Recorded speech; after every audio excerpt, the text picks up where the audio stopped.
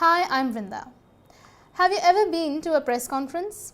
I myself had never attended one, despite being in this profession of journalism for 5 years now. Many people enter this field but often don't get the chance to see what a press conference actually looks like.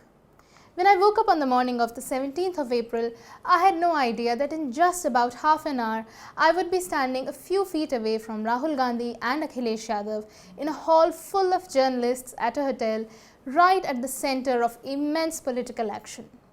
This is about my first experience of attending a political press conference.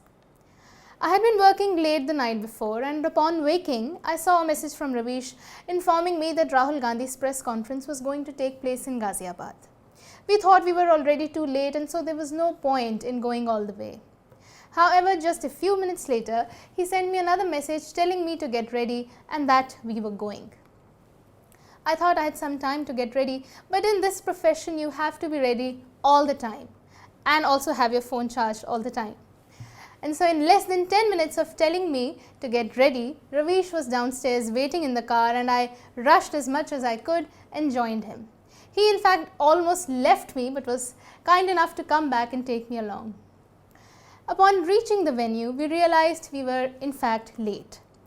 But we thought we would still give it a shot. We started walking towards the gate, and I was just beginning to take in my surroundings when Ravish told me to get ready with my phone camera.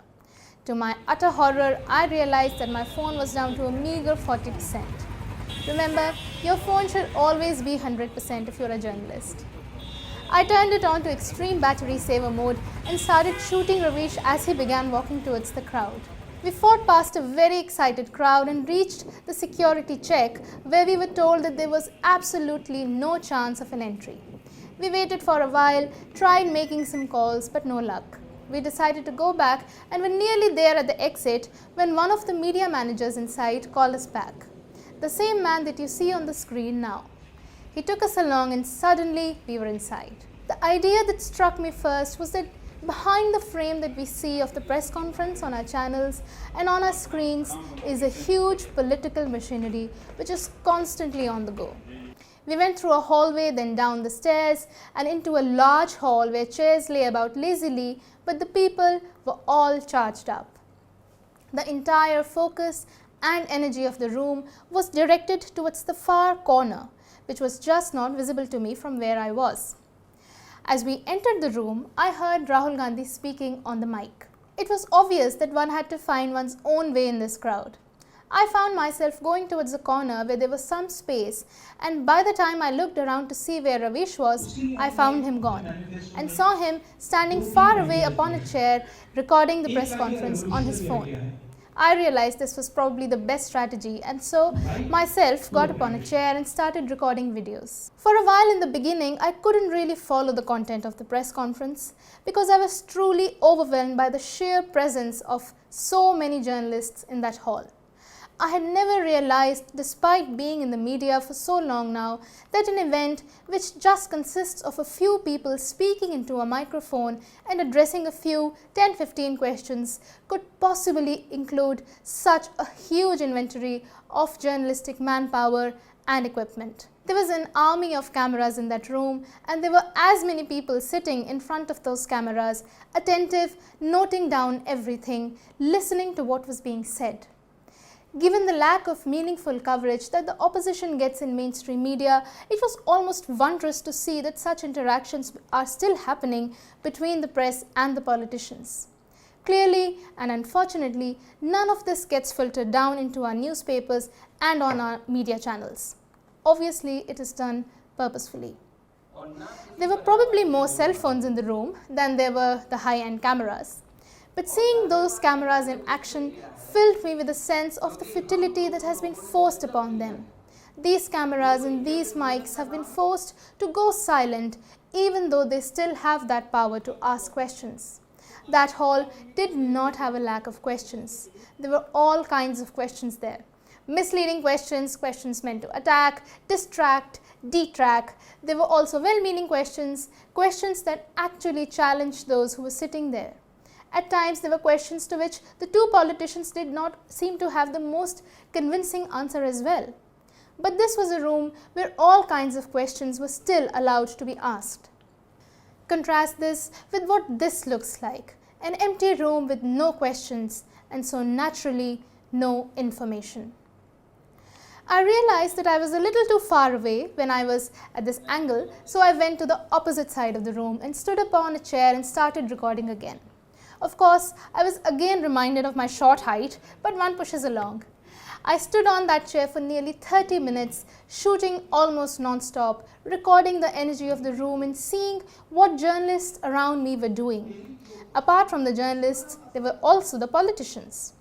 They looked fierce, haggard, tired, and at times ready to pick a fight, but were surprisingly kind and encouraging as well. They offered me a spot to stand and do my job, which was more than I could ask for that day. Every now and then, I saw Ravish across the room, shooting the hall from various angles. I was filled with a sense of community with all these people, suddenly, unexpectedly. I work in a very, very small team where one almost forgets that there is an entire media industry where thousands of people are still working and which supports thousands of homes. It is an industry which unfortunately has created a drought of information for you but has no dearth of resources itself.